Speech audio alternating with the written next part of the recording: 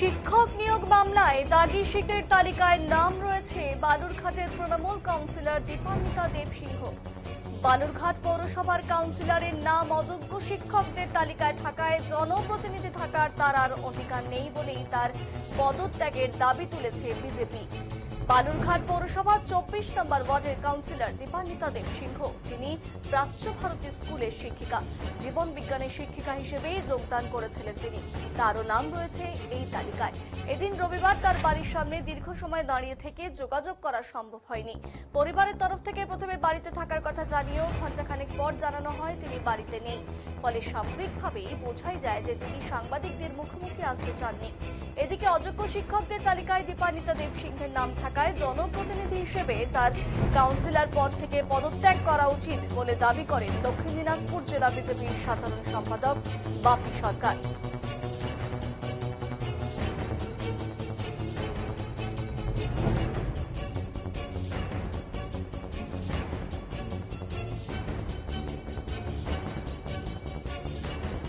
বেরিয়েছিলেন, তিনি অস্বীকার করেছিলেন। আজকে পরিষ্কার হয়েছে অযোগ্যদের তালিকায় তার নাম বেরিয়েছে। আমরা ধিক্কার জানাচ্ছি তৃণমূল কংগ্রেসকে। এইরকম একজন দাগী, যিনি আজকে টাকা দিয়ে চাকরি নিয়েছেন, যিনি অযোগ্য, আজকে তিনি কাউন্সিলর। এরকম অযোগ্য যারা ঘুষ দিয়ে চাকরিতে নিয়োগ নেয়, তাদের দ্বারা বালুরঘাটের মানুষের পৌর পরিষেবা পেতে পারে না। সেজন্য আমরা দাবি করব যত তাড়াতাড়ি সম্ভব ওনাকে পদত্যাগ করবেন উনি, অথবা ওনাকে অপসারিত করা হোক পৌরসভা থেকে। না হলে আগামী দিন ভারতীয় জনতা পার্টি এই নিয়ে বৃহত্তর আন্দোলনে নামবে। এর আগে ওনার নাম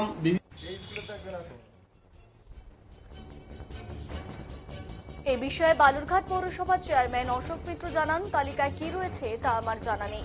পাশাপাশি তিনি বলেন, বিজেপি কি বলছে তার উত্তর দেওয়া প্রয়োজন মনে করি না।